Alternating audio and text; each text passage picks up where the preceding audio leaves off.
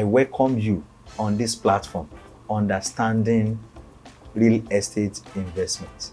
We've been discussing documentation and their meaning. And today we will also be discussing more on documentation and their meaning. Now we'll be talking about sales agreement.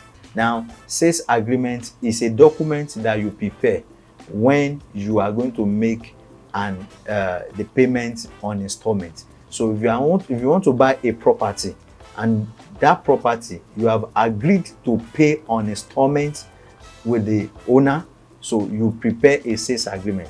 This explains the pattern of payment. It explains the duration of payment. It also explains the name of the buyer and the name of the seller. Their address also is also inclusive.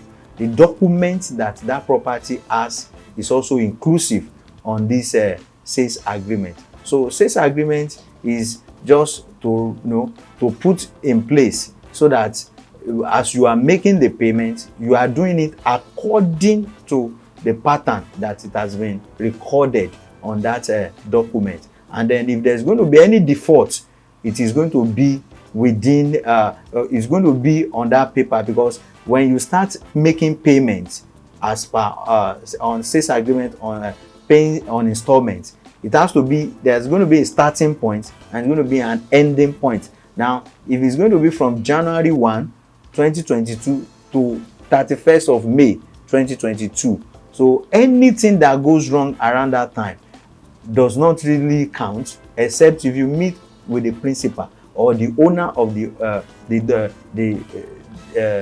property and explain to him why you could not go as agreed on the payment pattern. Because whatever happens and makes you default, we already shift the ending point, which is 31st May. We already shift it to another, and then if you don't make an explanation early enough to know, for the buyer to know that, for the seller to know that you are defaulting, that would be a very serious issue by the end of the contract. So some of the organizations of that are into real estate, by the time you meet with them and you are paying on installment, they prepare a sales agreement and give to you. There are conditions in that sales agreement. You need to follow all those conditions. You need to read that sales agreement and know what it entails, that you will not default.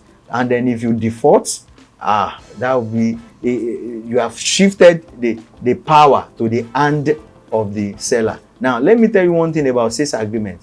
Sales agreement leaves the document in the hand of the seller. So the document is still in care of the seller, not in your own care that you are making the payment on installment. It's until after you finish the payment that the transfer of ownership will be done. So the ownership of the property is still in the care of the seller as you are making payment on installment. So, and all these things is explained in sales agreement. Now I will want you to join us in our class, like I told you, Excel School of Real Estate. Join us in that school so that you can get a practical aspect of this sales agreement that we are discussing about.